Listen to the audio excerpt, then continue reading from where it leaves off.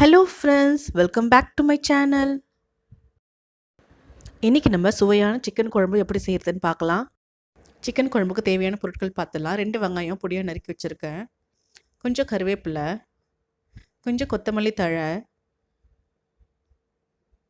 ஒரு தக்காளி நறுக்கி வச்சுருக்கேன்,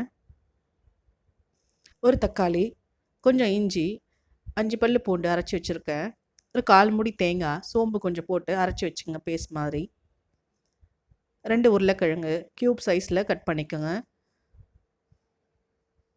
1/2 கிலோ சிக்கன், பட்டை, கிராம்பு, ஏலக்காய், 1 டேபிள் ஸ்பூன் சோம்பு, தாளிக்கிறதுக்கு தேவையான எண்ணெய், 3 டேபிள் ஸ்பூன் மிளகாய்த்தூள், தேவையான அளவு உப்பு, 1/4 டேபிள் ஸ்பூன் மஞ்சள் தூள். இப்போ எப்படி செய்கிறதுன்னு பார்க்கலாம். ஒரு கடாயை ஹீட் பண்ணிக்கலாம். அதில் 2 டேபிள் ஸ்பூன் அளவுக்கு எண்ணெய் விட்டுக்கலாம். எண்ணெய் நல்லா காயட்டும்.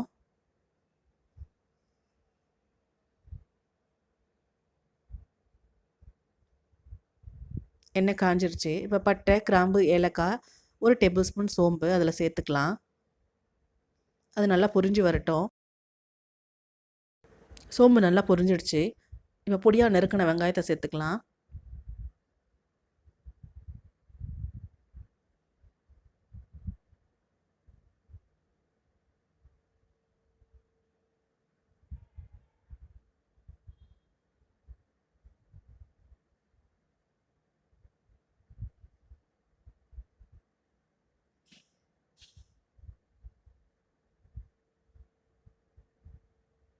கொஞ்சம் கருவேப்பிலை சேர்த்துக்கலாம்.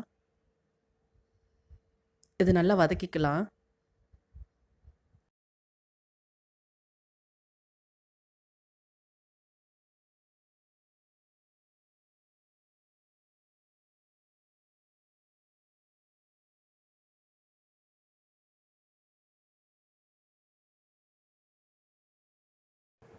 வெங்காயம் நல்லா வதங்கிடுச்சு.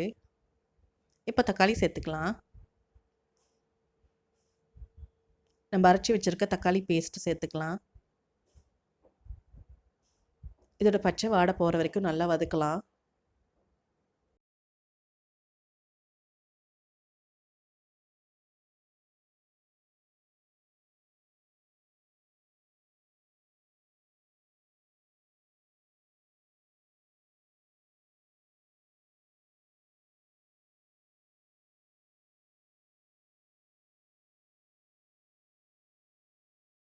தக்காளி நல்லா வதங்கிடுச்சு.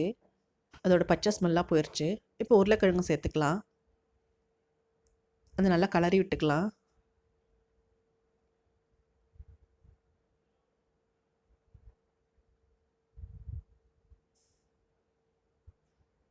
இப்போ சிக்கன் சேர்த்துக்கலாம்.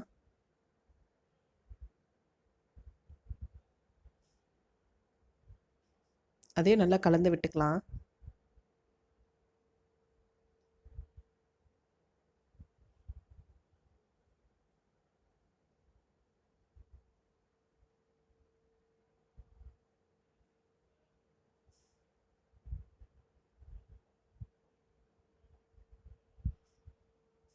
சிக்கன் நல்லா வதங்கிடுச்சு. தண்ணி விட ஆரம்பிச்சிருக்கு. இப்போ நம்ம மசாலா எல்லாம் சேர்த்துக்கலாம். 1/4 டேபிள் ஸ்பூன் மஞ்சள்தூள் சேர்த்துக்கலாம்.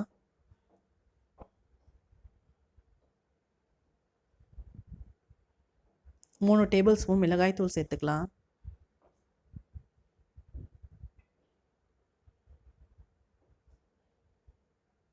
தேவையான அளவு உப்பு சேர்த்துக்கலாம்.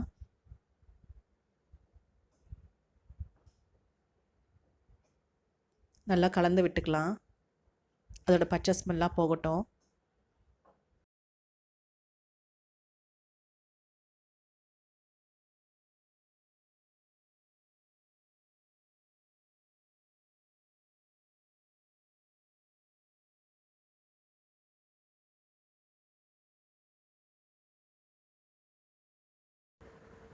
மசாலாவோட பச்சை ஸ்மெல்லாம் போயிடுச்சு.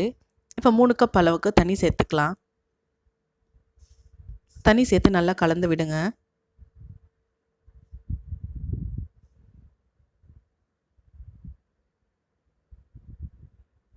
அடுப்பை மீடியம் ஃப்ளேமில் வைங்க. சிக்கன் நல்லா வேகட்டும்.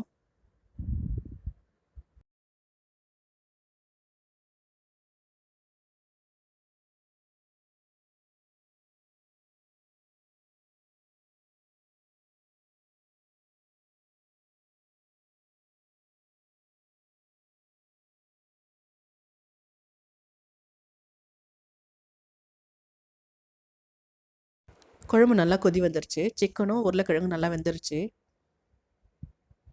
இப்போ தேங்காய் சோம்பு அரைச்சி வச்சுருக்கோம்ல, அந்த பேஸ்ட்டை அதில் சேர்த்துக்கலாம். எப்போவுமே தேங்காய் சேர்க்கும்போது 1 நிமிஷத்துக்கு மேலே கொதிக்க விடாதீங்க. தேங்காய் திரி திரி ஆகிடும்.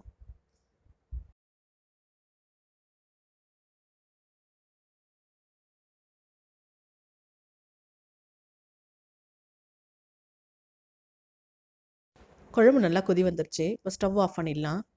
கொத்தமல்லி தழை தூவி இறக்கிடலாம்.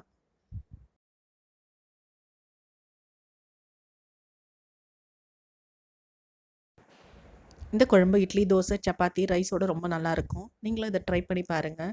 இந்த ரெசிபி உங்களுக்கு பிடிச்சதுன்னா லைக் பண்ணுங்கள், ஷேர் பண்ணுங்கள். மறக்காமல் என்னோட சேனலை சப்ஸ்கிரைப் பண்ணுங்கள். பக்கத்தில் இருக்க பெல் ஐக்கானை கிளிக் பண்ணுங்கள்.